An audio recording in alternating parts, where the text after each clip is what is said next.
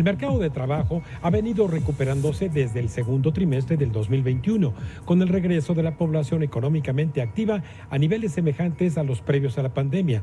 Con ello, la movilidad social derivada del trabajo se está estabilizando y recientemente el Centro de Estudios Espinosa Iglesias presentó su octavo boletín sobre la movilidad social en el mercado de trabajo, por lo que vamos a conversar con el director del centro, el maestro Rodolfo de la Torre García. Buenas noches, Rodolfo. Muy buenas noches, Raimundo. Buenas noches a toda la audiencia. Pues mira, con muchísimo interés leí este octavo boletín del Centro Espinosa Iglesias porque da una interpretación muy distinta a lo que es la evolución del regreso simplemente al trabajo. Pues sí, yo creo que la reciente información que se ha difundido sobre el mercado laboral se complementa con este boletín que hemos elaborado en el Centro de Estudios Espinosa Iglesias, porque aquí le damos un ángulo de análisis de la movilidad social, queriendo decir con esto, pues, cuáles son los movimientos que hay de las personas para mejorar o a veces empeorar su posición laboral a lo largo de un año. Y de esta forma encontramos, por ejemplo, que pues hay algunos lugares, algunas zonas metropolitanas, pues que tienen una enorme persistencia, por ejemplo, de personas fuera de trabajos que tienen seguridad social o acceso a los servicios de salud. Por ejemplo, Oaxaca, Toluca o Acapulco, encontramos que tienen entre 60 y 70%, más de 60% en general, de personas que constantemente se encuentran fuera de, digamos, la seguridad social que les permite el acceso a la salud. Y por otro lado, por ejemplo, también vemos las personas que reciben capacitación o se quedan sin ella también a lo largo de distintas zonas metropolitanas. Y así encontramos que hay contrastes enormes.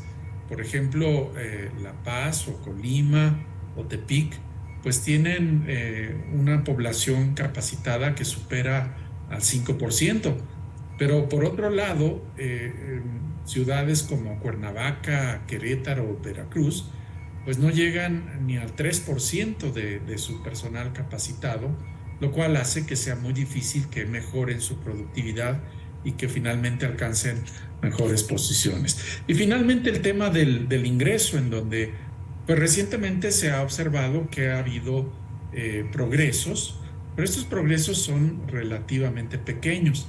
La mayor parte de la población que se está incorporando a los nuevos empleos que se generan, pues está entre el 1 y 2 salarios mínimos, que no es algo tan malo, exceptuando que pues si tenemos familias de 4 o más personas, pues ya con esos salarios no es factible salir de la situación de pobreza laboral. Aunque hay que reconocer que el Coneval, en su última medición que acaba de darse hace unas horas, pues sí observa que hay una reducción en la pobreza laboral, es decir, una reducción en las personas cuyo ingreso por trabajo no les alcanzaba para la canasta básica, lo cual es una buena noticia. Pero en general habrá que decir que la calidad del empleo en México todavía es muy lejana a la que desearíamos para superar pues una situación como la que hemos vivido en la pandemia. Sí. Rodolfo, en esta mejora de acceso, por ejemplo, a la capacitación laboral a la que te refieres, ¿quiere decir entonces que en consecuencia de que las empresas reabrieron después de la pandemia, invirtieron nuevamente en capacitación laboral, tanto para los que regresan a su trabajo como para los que llegan?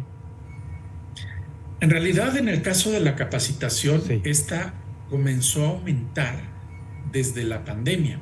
Fue uno de los pocos aspectos positivos de la pandemia. Muchas empresas, en lugar de despedir trabajadores, pues dado que había una enorme incertidumbre de la duración de la pandemia y pues no podían deshacerse tan fácilmente pues de un capital humano muy, muy preciado, optaron por conservar el empleo y más bien aprovechar ese tiempo de establecimientos cerrados para que el personal se capacitara, muchas veces en línea, sin tener que acudir a capacitación presencial. Y esto pues elevó los niveles de capacitación de aproximadamente 2% que existían en la pandemia a casi 4% Oh, después de la pandemia. Ha venido reduciéndose, pero todavía queda como una secuela favorable, por así decirlo, una elevada capacitación respecto a lo que teníamos antes de la pandemia. Evidentemente, este aspecto positivo pues no compensa las caídas en ingresos y la pérdida de empleos sí. con prestaciones que se sufrió en la pandemia. En ese sentido, entonces, esta mejora que hay en algunas regiones en materia de desigualdad de ingresos, quiere decir que en esas regiones ha crecido la formalidad. Bueno, tenemos un fenómeno en el país de que aproximadamente la mitad del empleo nuevo que se está generando Sí. se va al sector formal Ujú. y la otra mitad al sector Sí. informal. Pero como traemos una historia en donde el sector informal tiene mucho peso todavía, pues aproximadamente 55% de los trabajadores todavía se encuentran en la informalidad. Y esto se traduce efectivamente en desigualdad, porque pues hay unas diferencias notables ya entre sector formal e informal, pero también al interior de estos mismos sectores hay desigualdades. Y así tenemos que, por ejemplo, algunas zonas metropolitanas, como por ejemplo Mérida, Toluca o Oaxaca, han incrementado mucho su desigualdad precisamente por la heterogeneidad Caray. de los empleos que se han generado.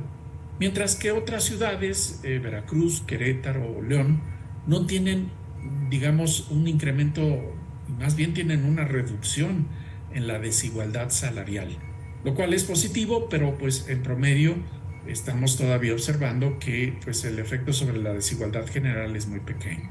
Sí, finalmente, Rodolfo, las expectativas para este 2023 es que en aquellas ciudades, regiones que hayas mencionado se quedan rezagadas, hay la esperanza de que pudieran articularse movimientos laborales que les favorezcan.